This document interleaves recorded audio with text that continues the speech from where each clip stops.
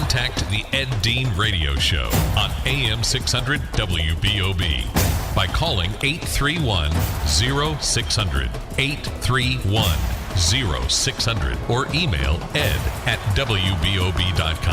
AM 600 and 101.1 FM. WBOB. Jack Meeks, of course, is running. His race is citywide. Group 5 at large here in the city of Jacksonville is in the studios with us.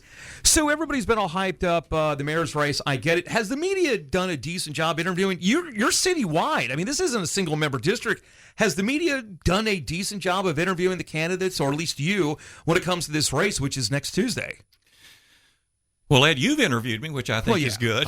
I appreciate that. But I mean, the rest of the other crowd. The lower echelons of the media, I'm sorry, compared to me and Raj. That's funny. Have they done it? It's all downgraded, Ed, after you and and Raj. I know. I've seen on some of the shows, but I mean, have they? Or what do you think? Not a whole lot. I've gotten interviewed a good bit, but it's been in these various forums where some group is sponsoring a forum, or what I've really gotten a boatload of, Ed, is questionnaires. So I bet I've gotten a dozen or more questionnaires from different groups. Right. But to actually have, say, the TU interview me, no. Times Union? Really? No. I mean, I know some of those guys, too, because I was on the Downtown Investment Authority. Right. They would come to the meeting, so I got to know some of the guys. And I've had individual conversations with them, but not in the sense of a candidate interview. I wonder why that is. Well, I don't know. You're the media expert, man. I know. I am the media expert. So Jack Meeks is here with us. We have a story coming out in FloridaDaily.com on this race, and while it's everybody's talked about other different issues, homelessness, affordable housing. I get it. Mostly it's been a soundbite. You haven't really talked much about crime. I know you started talking about crime a little earlier, but one of the things that kind of stands itself out, which I think does resonate with people once you talk about it, was we've talked about it before, is the city's financial audits out there, where you said, hey, listen, 2020 fiscal year ending in 2020, the city of Jacksonville was 15 months late. Correct. And in 2021, they were nearly 6 months late. Well, they were 12. They took 12 months. 12 months. I'm sorry. 12 months. 12 months. Okay. So then you said when you asked for some of the reasons why, they kind of gave you some, and then they gave you some other runarounds, didn't they? Well, that's what I basically said, because I had an attorney do this, Ed, so it looked official, and my name wasn't associated with it, even though they might have guessed who was behind it, given the way that some of the questions were asked. But in terms of what I asked for, maybe I got 10 or 15% of what I asked for, so I basically got stiffed. And some of the things... We talk about that. Some of the things I asked for were real straightforward. Well, the thing that you pointed it out was, in the story, was what we talked about, how, you said you made several attempts, and, we didn't mention anything with lawyers, just saying that you had reached out to them.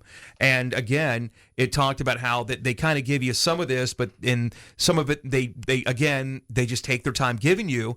But it's interesting because you say, with this being late, it's like making late payments. It helps. It doesn't do well for your bond. And what else did you say? Your debt ratio or your debt service, right? Well, I think we have bonds, and I'm confident they have covenants where we're supposed to have audited financial statements issued within the prescribed time period.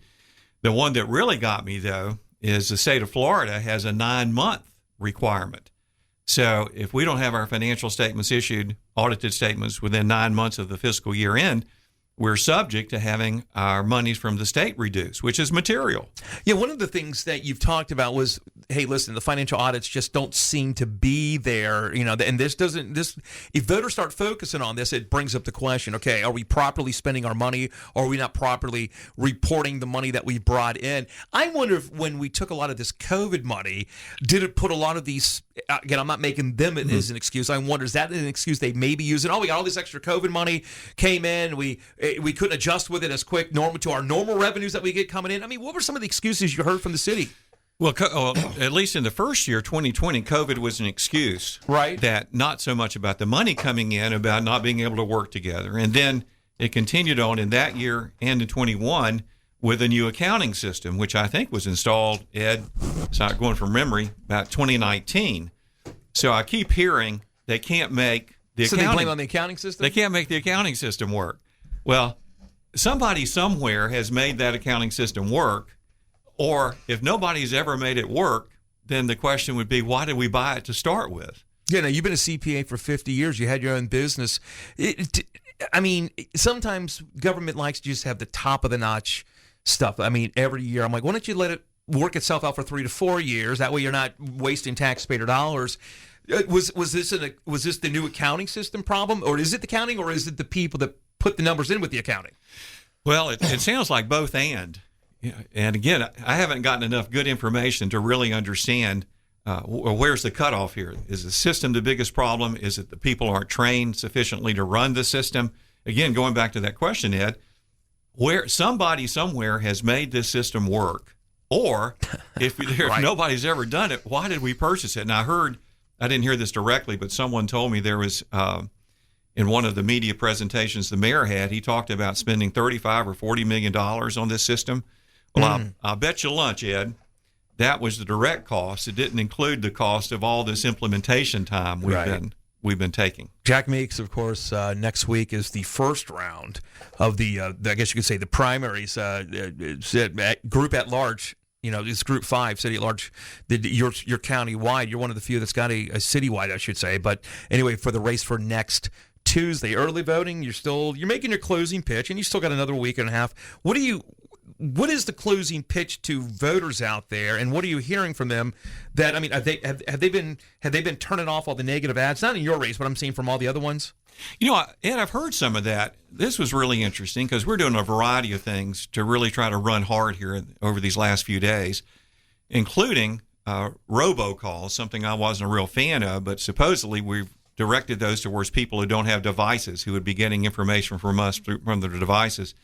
And I got this really interesting email from a man that basically said, I got your call. I was interested in your not being a member of either party. I'm so sick of these negative ads that I'm getting, and I'm going to vote for you. And so I sent the guy an email thanking him for that, telling him we needed all the help we can get, and asking him to encourage his family, friends, and others to vote for me. So I thought that was a great response. So when you have the closing pitch, what are you telling voters? Well, certainly, I've been talking about finances, right? And I've talked about my experience living in historic Springfield with how, and I've told you this before, Ed, I don't know all the solutions to all the problems, but there are not many problems Jacksonville has that I haven't experienced living in our neighborhood. And we bought our house in May will be 20 years ago. So two of the things I'm connecting, it'd be nice if love made the world go around, but certainly in the political arena is money that makes the world go around.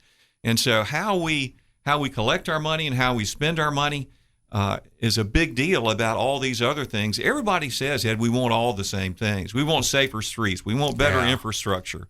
We want our waterways to be clean. We want our neighborhoods to be invested in. We want good education. We want our children to have opportunity. We all want those things.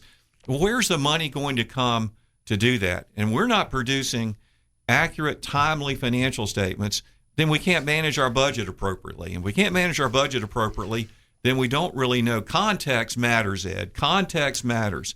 And our context right now, based on what I've seen so far, is we're not managing and doing what I call the blocking and tackling of financial management and reporting correctly. Until we do that, then all these other things that we want, and we all want them, they're pipe dreams. Yeah, I'd love to see, like, for example, like, where do we spend money here? Where do we spend money? People, I think that's a big deal to people, especially if there's not-for-profits or there's other things out there that, again, did we not spend the money properly out there, or are we not reporting everything that was there? Well, one of the biggest things to me, Ed, in both of those 2 years, and by the way, we don't have the September 30th, 22 audited financial statements yet, so we're moving on towards 6 months on that. One of the biggest things to me, in both of those years, the auditors said they had to make numerous material adjustments. In other words, the books weren't right to start with. We had to propose adjustments to get them to where we could report on them in our audited statements. Well, that tells me that in our budgetary management, we're not looking at accurate numbers.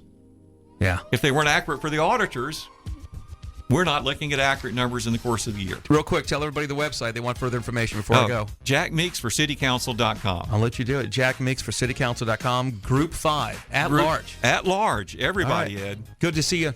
Thank you. All right. Good show this morning. A lot of good topics. We're thankful to God every day for the show. All of you that tune in, you can always email me throughout the day, ed@WBOB.com. Up next, Mike Gallagher And then it's Clay and Bach right here on Talk Radio WBOB.